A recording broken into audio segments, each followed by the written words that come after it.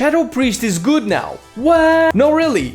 Shadow Priest is actually really good, and in 8.1 it received a lot of tuning and changes, and as such you might have seen him in your local Mythic Plus and Dual Deer topping those meters. What up peeps, I'm Flame, and I really like Shadow, and I try really hard to be better. As such, today I will go over some general things about Shadow, things that I wish I knew when I started playing this spec. If you want more guides and class related videos, stay subscribed to our channel. The new raid will be coming out pretty soon, and many people will probably be looking into switching alts or mains like I did. If you want to access specific points of the video, I've linked some timestamps down below in the description. Go check them out!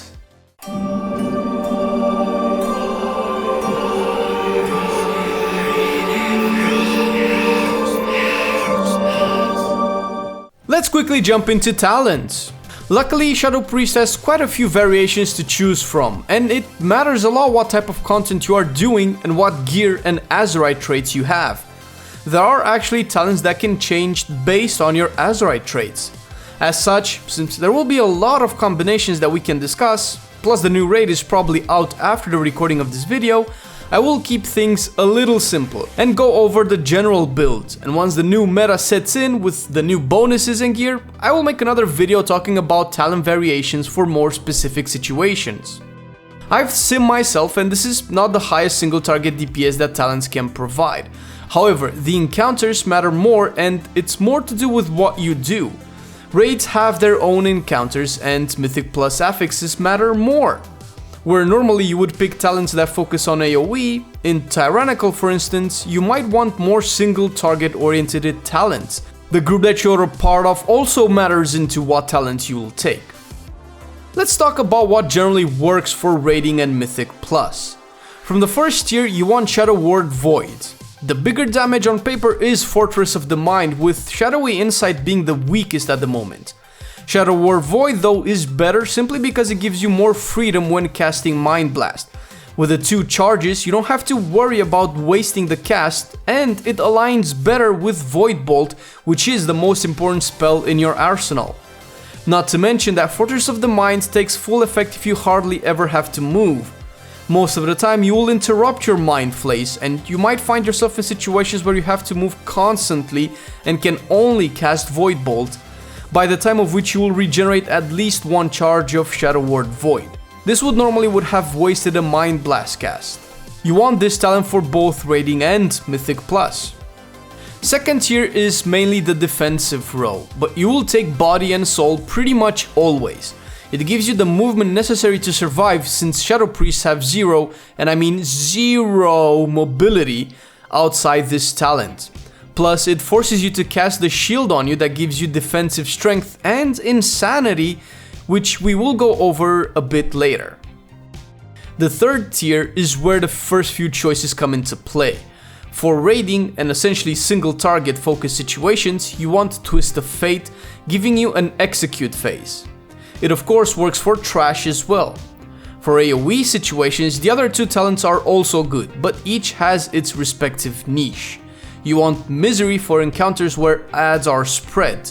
If you run Mythics without a DK, this could work, or if you play Zul type encounters where adds can scatter or be tanked far apart. Dark Void is obviously good for situations where everything is clumped up, and works even better if you fight packs with a lot of mobs, since you will reach a point where individually dotting will no longer be an option. Personally, I prefer Misery more just because I like how it feels. It helps me and incentivizes me to keep both dots up. But again, if you know what you will be fighting, picking the correct talents will change your damage output and rotation. Fourth tier is a bit simpler. For dungeons, you want Last Word, reducing the silence cooldown and aligning it with most casters. Plus, it's no surprise that in Mythics you will be interrupting a lot. But in raids that won't happen as much, or at least shouldn't happen normally, so you go with Psychic Horror. The extra CC stun can come in handy for bosses such as Zekvos, where CCing adds is important. Although again, here you shouldn't have to use it. But a lot of things can go wrong, especially if you pug raids.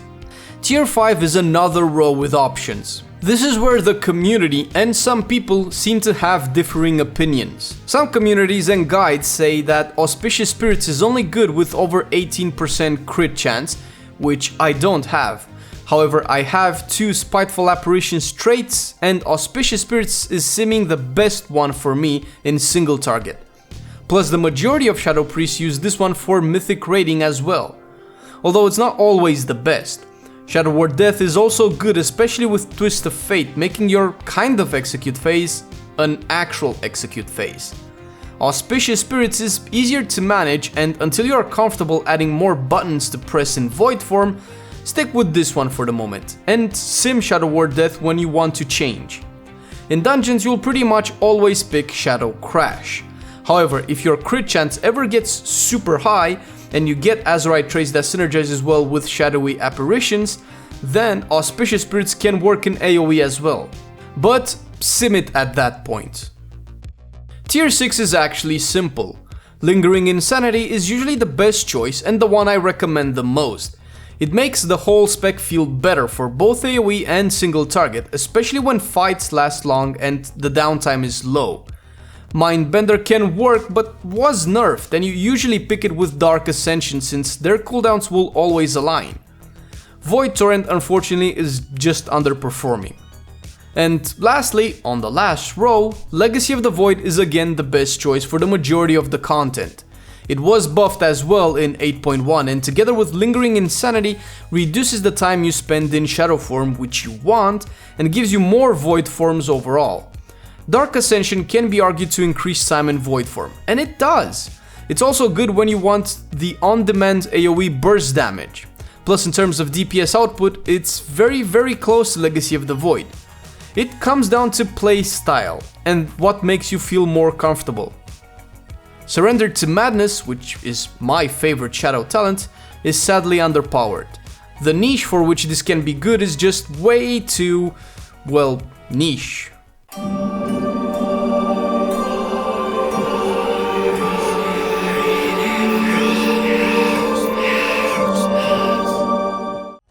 In terms of stat priority, Haste and Crit are way ahead of Intellect, with Haste pulling a bit on top.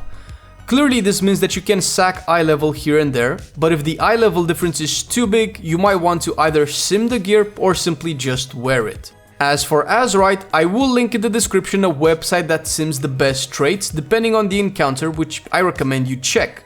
It's really difficult to tell which traits you should use since they interact differently with each other, and thankfully the awesome system in game has only given me a few traits to work with, which is why I'm running the traits that I do.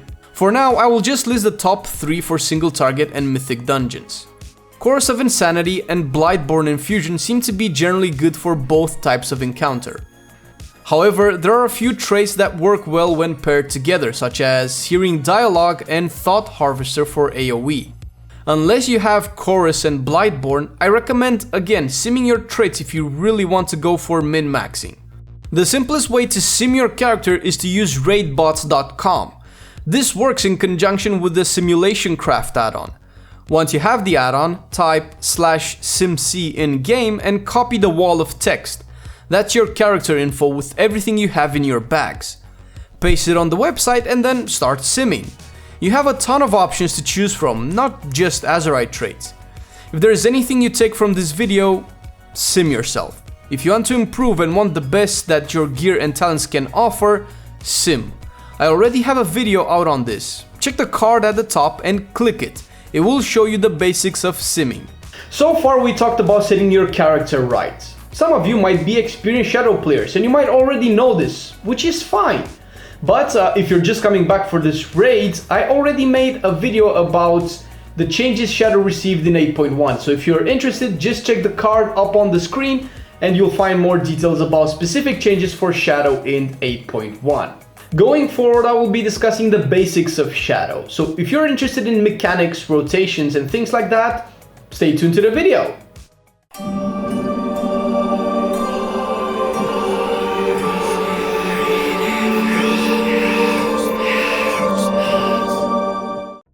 Before moving on to the rotation for Shadow Priest, I need to point out the mechanics of the spec and the few passives we have. Shadow Priests have two forms they can be in, Shadow form and Void form. Shadow form is the default state and it increases your spell damage by 10%.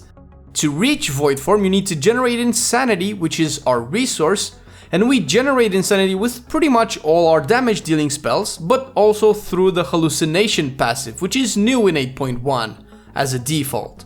This passive gives us 6 Insanity every time we cast Power Word Shield, any Dispel in our arsenal, and Vampiric Embrace. Essentially, our utility spells generate Insanity. This is so we don't get punished too hard for helping out our group, and I think this is a great mechanic for new players to accommodate them with the toolkit, since dispelling is pretty much mandatory if you want to do any form of endgame content that's not LFR. It will at least set you aside from other priests, and this is why we are doing this. We want to be better gamers. It will make your group happy and guarantee future invites. Since we are discussing passives, let's quickly go over all of them. Focus Will is a defensive passive that gives us 15% damage reduction when we get hit by a melee attack and lasts for 8 seconds. Our Mastery Madness increases the damage of our core spells, and Shadowy Apparitions, which I mentioned before, sends a shadow clone of yourself to crash into the enemy whenever Shadow Word Pain crits, which is the main reason why crit is a stat so important for us.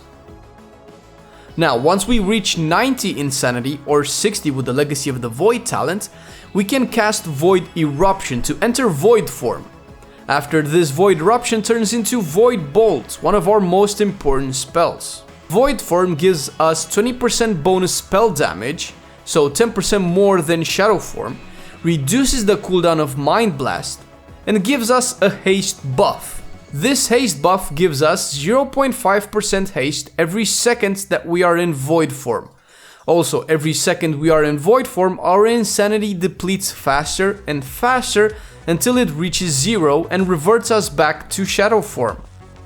The longer we stay in Void form, the more our haste will rank up and make our spells faster and faster, which is good because both Mind Blast and Void Bolt have their cooldowns scaled with haste. And this is it, the playstyle you need to perfect implies longer Void form durations and shorter Shadow form durations.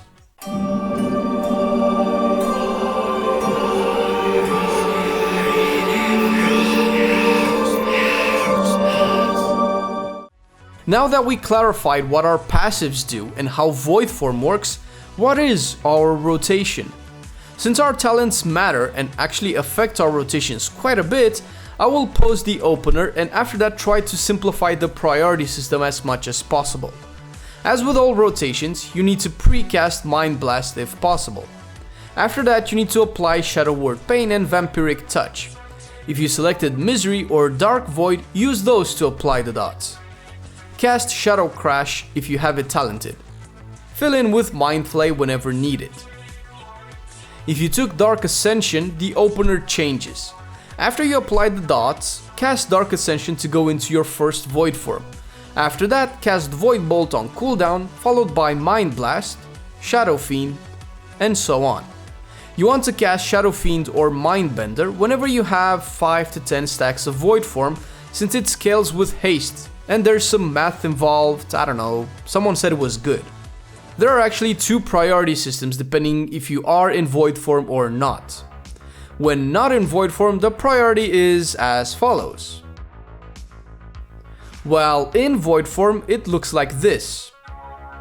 Keep in mind that dots are important to keep up, but they will never replace Void Bolt and almost never Mind Blast. Ideally, you want to refresh the dots during a filler window that you usually use for Mind Flay. As a general rule, you want your dots on up to 5 targets. And with this we are segueing into AoE. The AoE priority is simple. Respect what was mentioned before and introduce Mind Sear into your rotation as follows. At 2 targets or more, use Mind Sear instead of Mind Flay. At 5 targets or more, it will replace Mind Blast, and at 6 targets or more, it will replace Shadow Word Void. It will never replace Void Bolt though, so keep that in mind. And clearly it will never replace Void Eruption also.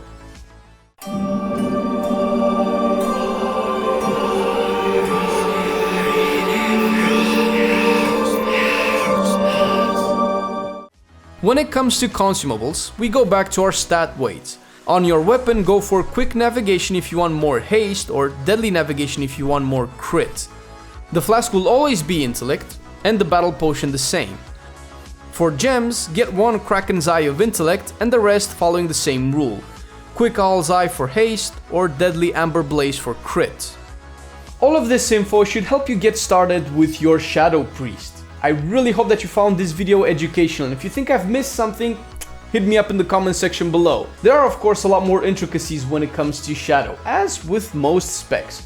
I will upload more videos in the future, going into some details about tips and tricks about Shadow that will help you top those meters. So if you want to stay updated and find out about that video as soon as it goes live, follow us on social media. Or, you know, stay subscribed to our channel. Thanks for watching the video, I've been Flame, and I will see you guys next time.